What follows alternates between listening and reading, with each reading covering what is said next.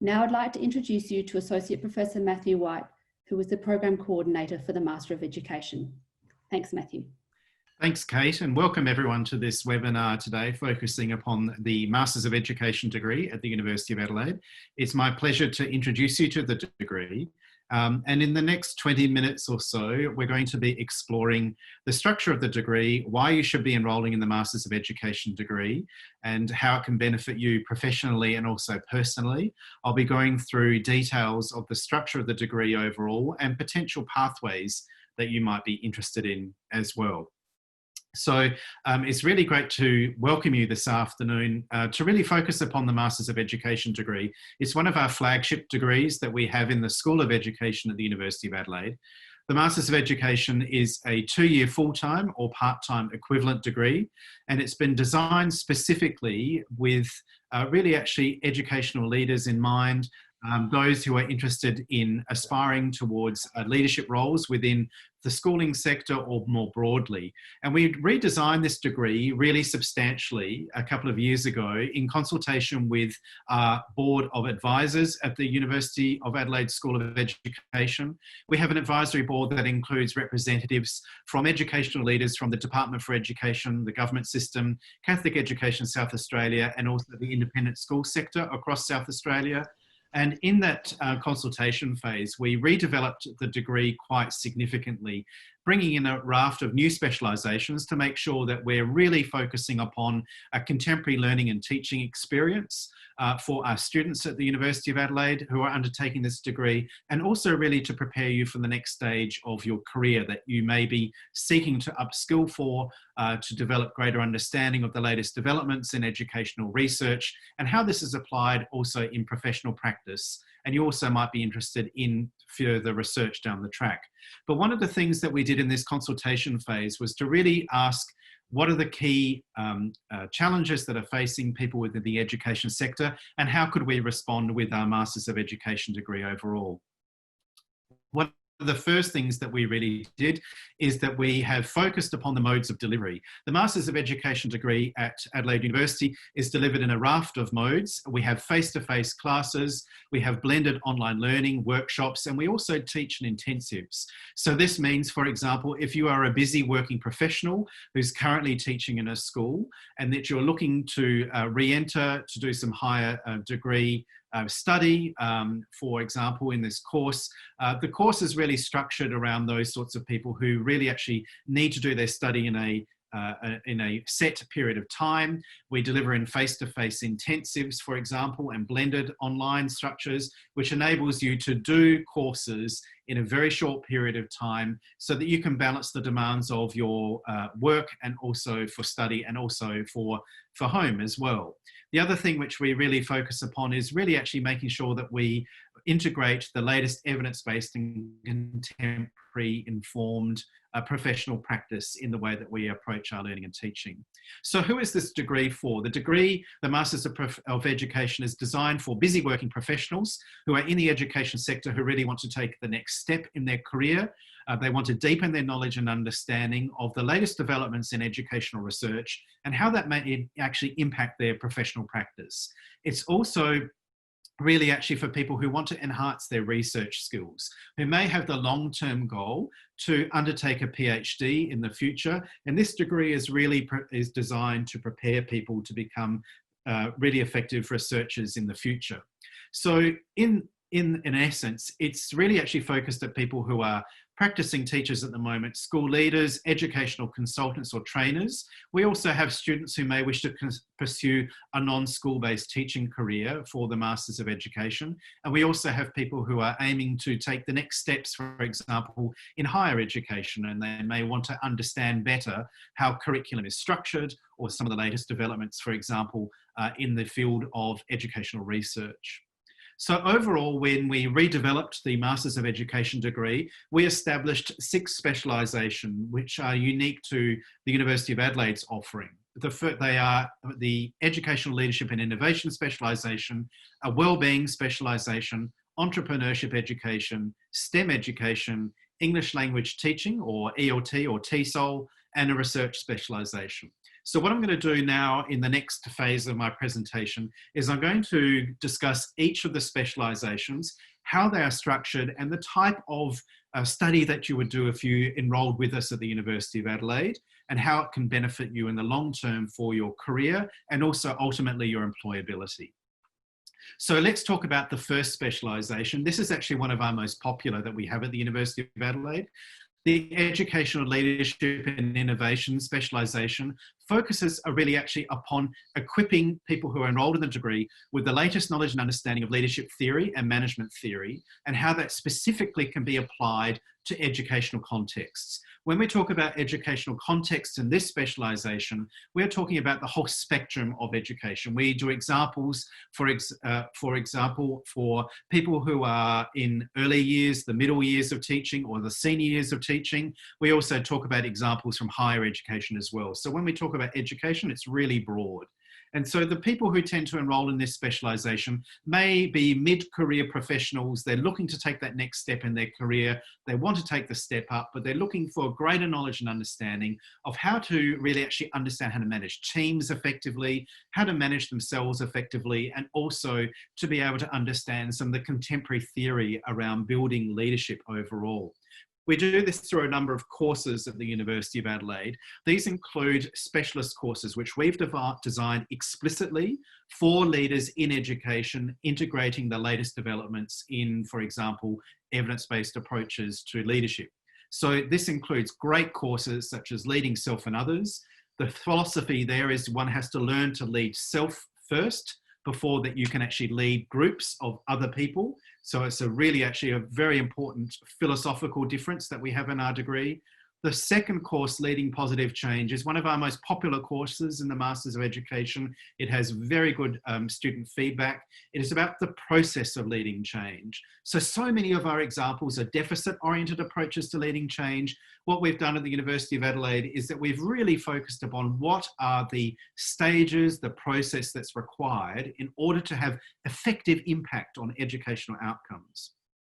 Another course that we have is Leading Wellbeing, which looks more broadly around the issue of preventative mental health, for example, in education at large, but actually what are some of the skills that are required to be able to lead that effectively. We also have courses which include managing contemporary organisations.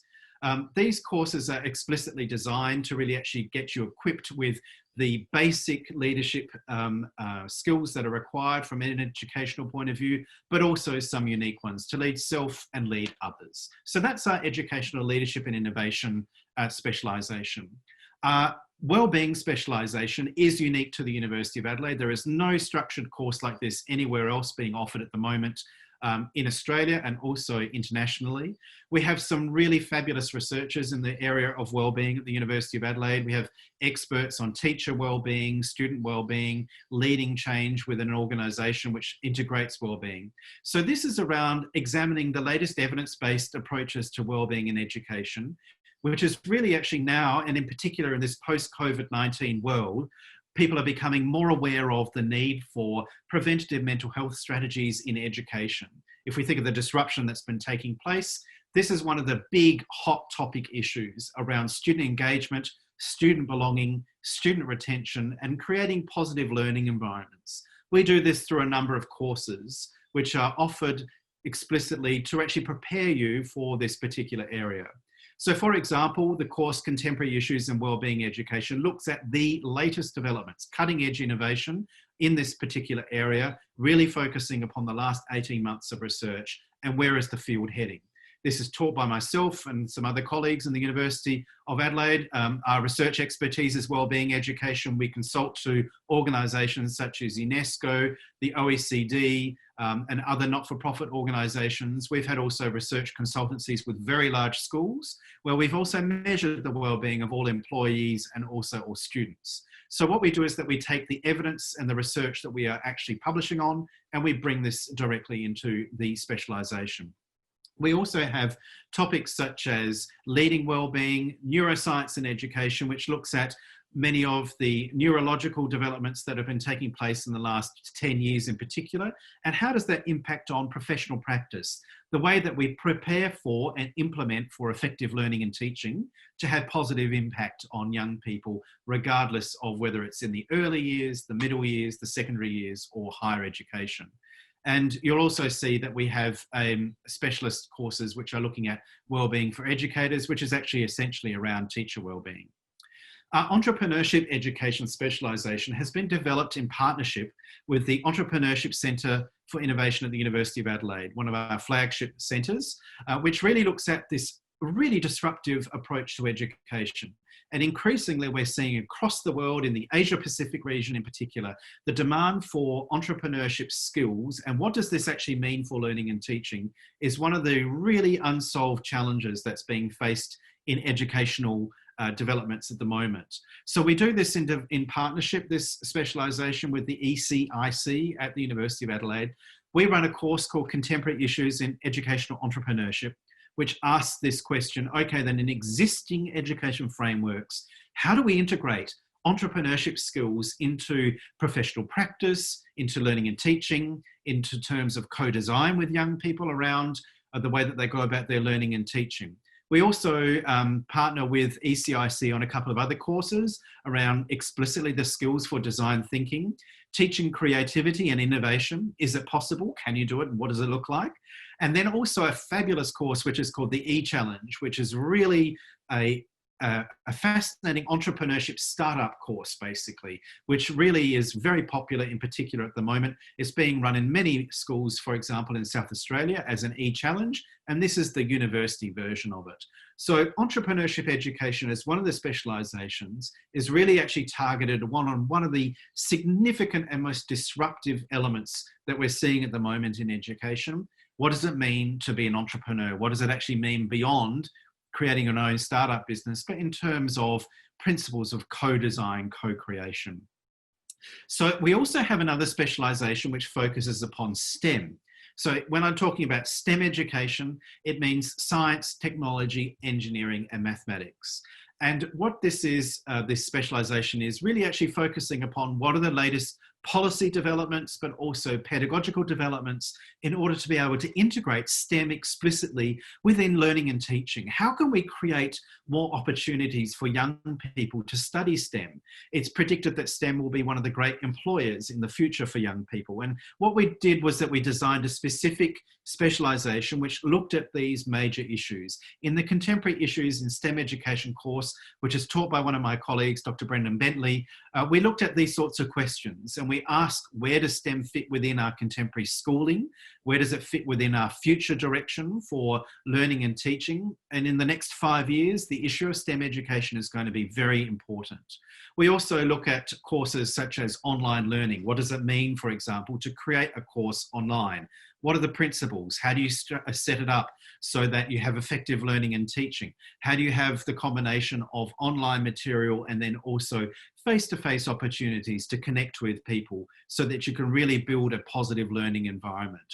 We also have other courses such as Communicating Science and also the Tech E-Challenge. Another popular specialisation which we have, in particular with international cohort, is around English language teaching. And this is a specialist area which is really around how do you conduct effective educational strategies to teach English language teaching skills. We do this through 4 courses that we offer. Language analysis for English language teachers, focusing upon the intercultural competencies for English language teaching in practice, and then also methodology. These 4 courses are designed to equip you to become effective teachers of English language teaching, and also then to really actually, how do you actually introduce these concepts and also the core pedagogies.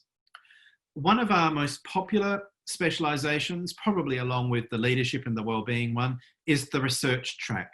So the research track is specifically designed for students who have the long-term ambition to study for a PhD. And in this specialisation, we focus upon introducing you to key areas around quantitative methodologies, that is, how do you interpret data around numbers, how do you go about just structuring data interpretation methodologies, and how do you write up this effectively, and then also qualitative research, which is more around how people think and feel, and they do that through basically written analysis or interviews or case studies. And this is really actually designed ultimately overall to prepare you for the skills that are required essentially for higher research. So in this particular specialisation, you will also complete a dissertation. This is a 12-point dissertation, which would be 18 to 20,000 words on a topic that you may be passionate about. So for example, we've had students write around assessment and evaluation. They've looked at big data sets, answering big questions related to questions of literacy or numeracy or student impact. We've had students look at topics which relate to, for example, teacher wellbeing, the topic of student wellbeing. I supervised one last year, which was a fabulous topic around belonging and engagement within schools, where a student looked at all the data collected from a school site, which imagined how do you create effective belonging within a school environment. But also, critically, as part of this research specialisation, we have the topic of research communications in this course, because you ultimately will need to write a very effective thesis and be able to communicate all of the research that you are undertaking effectively overall. So the research specialisation really focuses upon preparing you for that pathway for a PhD, ultimately. So what does the degree look like? So there are two pathways for this degree. The first pathway that I'm going to talk about as I head towards the 20-minute point, and then I'm going to pass back to Kate. We might have some questions as we're coming through here, Kate, which are coming up on the Q&A section. Please pose questions in the Q&A if you have them for me. I'd be delighted to answer your questions. The degree structure is twofold. So if you come from, have no teaching background at all, and we have people, for example, who are in higher education or nursing or healthcare. We have people in human resource management. We have people who are changing careers, who are not really sure that they want to be actually a practicing teacher. It's not a pathway for recognition to teach with the Teacher Registration Board, but they want to be in the education space, perhaps set their own consultancy group up, or work in higher education, or perhaps upskill. This would mean that you'd be doing a 2-year course, and this will be a course which is structured over 2 years full-time, or the part-time equivalent. You would do it to 48 units, have 30 units of core courses, which are set for you by the university, and then specialisation courses from the 6 specialisations that I've just discussed, and then also some elective courses as well. This might look like your journey, and I know that Kate's going to post the link fairly shortly in the Q&A section, which is a link to the Masters of Education booklet that we have. We have a really comprehensive booklet that summarises your potential pathway when you enrol with us, so that you have a clear understanding of the structure of your degree. So what we've done is that we've created a very comprehensive booklet to help you make the right decisions. Which specialisation should you be in? Which area should you focus upon? For example, this is what a degree structure may look like for a candidate who's full-time. They're doing the course over 2 years. They're doing the full 48 units of the course. They have no recognition of prior learning, and this may look like what their journey would be. So we've structured the course really to set you up for success in terms of being able to deliver ultimately your final research project.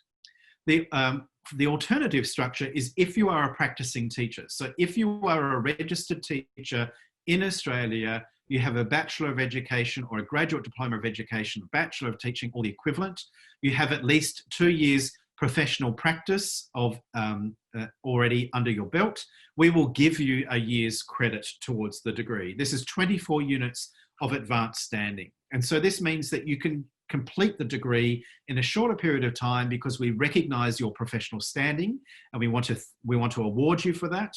And you can find out the details of that through the Faculty of Arts website and also through the comprehensive booklet that Kate's going to be posting for us in the Q&A section and the link to it.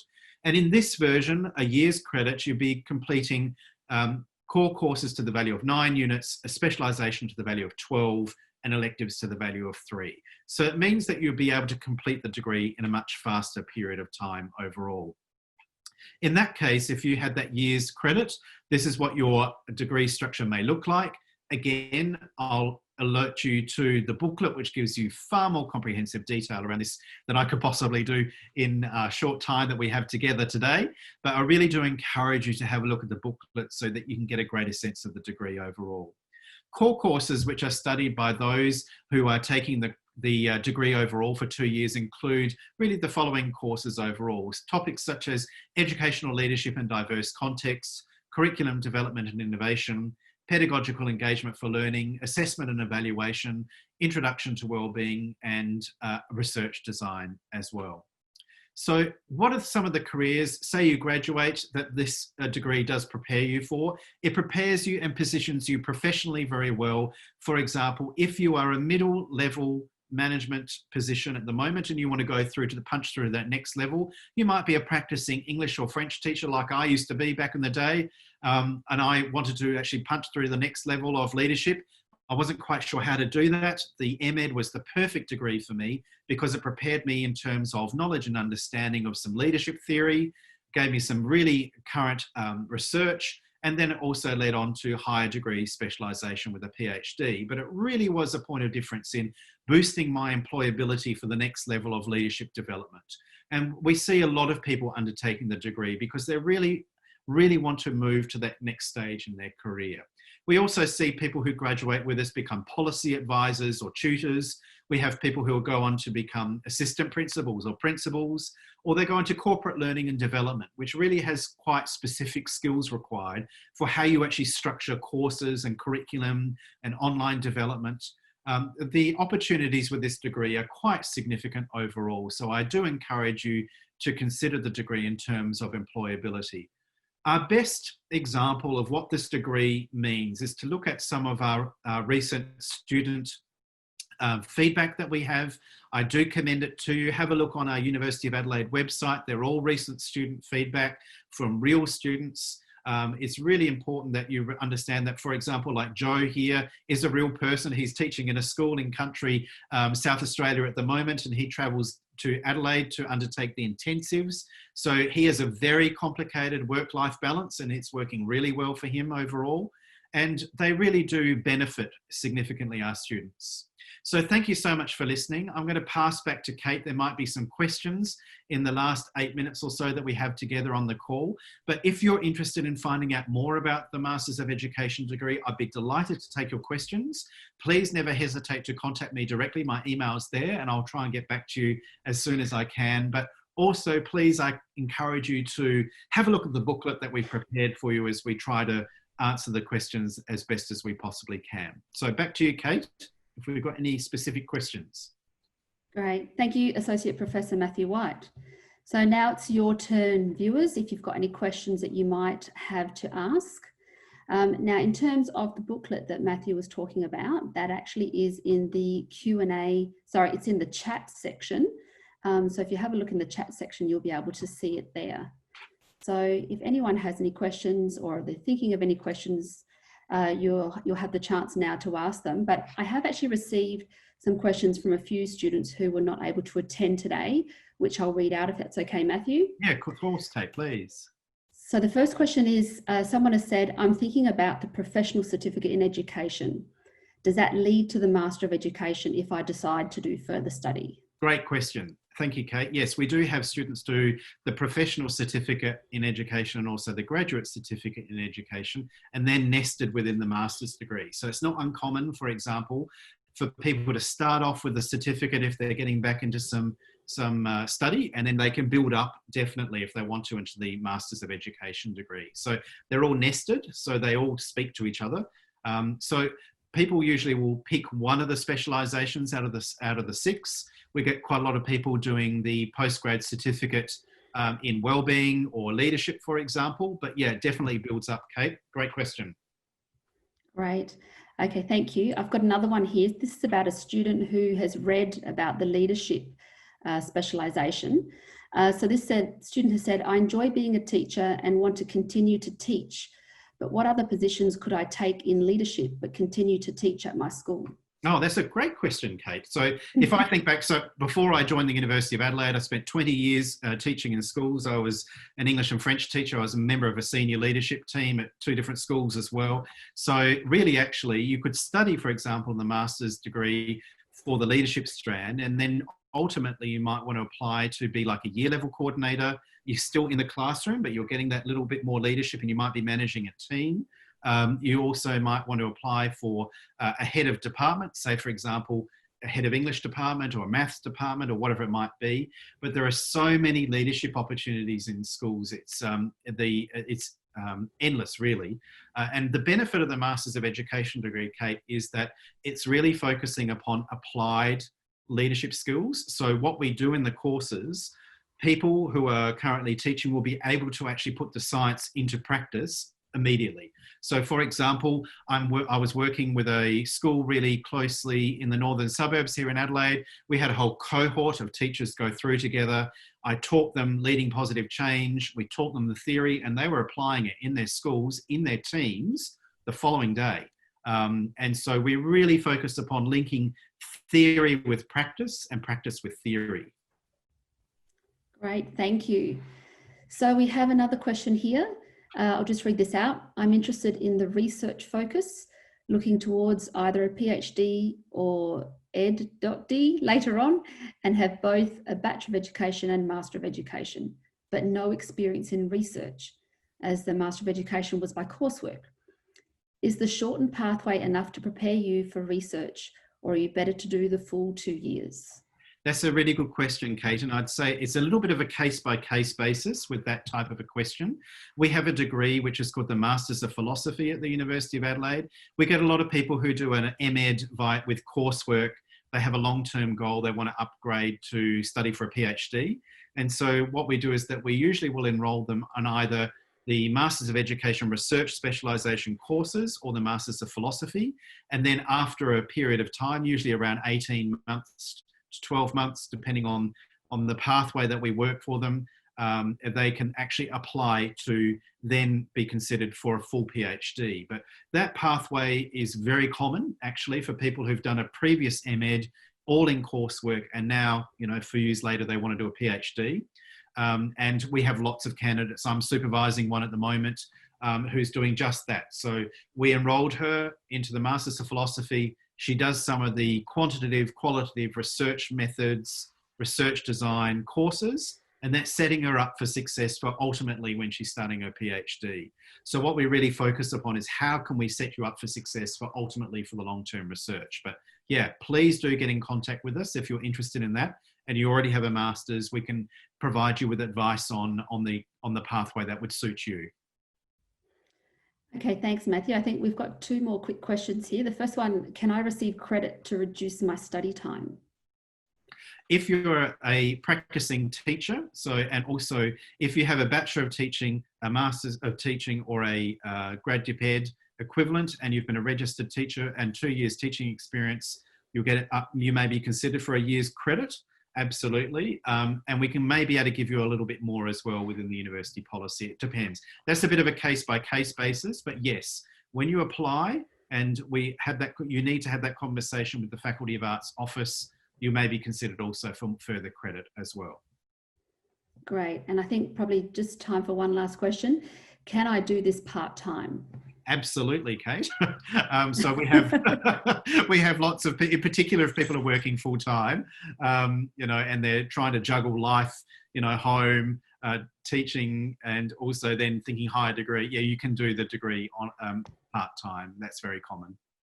Great. There is actually one more question that's been squeezed in. Could you please recommend a specialisation which is the best to become an educational consultant? That's a really interesting question. Again, I don't want to say it's like on a case-by-case basis, but it really is. Because I think the way that we've structured the degree, get in contact with the University of Adelaide Faculty of Arts office and have a conversation with some of the fabulous people at the office, because we really need to understand you as a student. That's actually what we've done with the 6 specialisations. So if you think long-term, you want to be an educational consultant, you want to set up your own business, and you want to specialise in leadership development, I'd say leadership is the structure for you.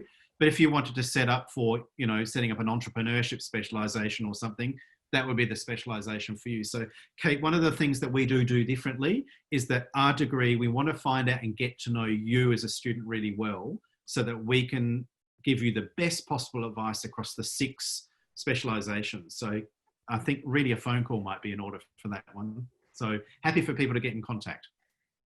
Great, thank you. Well, I think that we can probably wrap it up now. Thank you very much, Associate Professor Mathew White. Thank you, Kate. Fabulous to speak to you.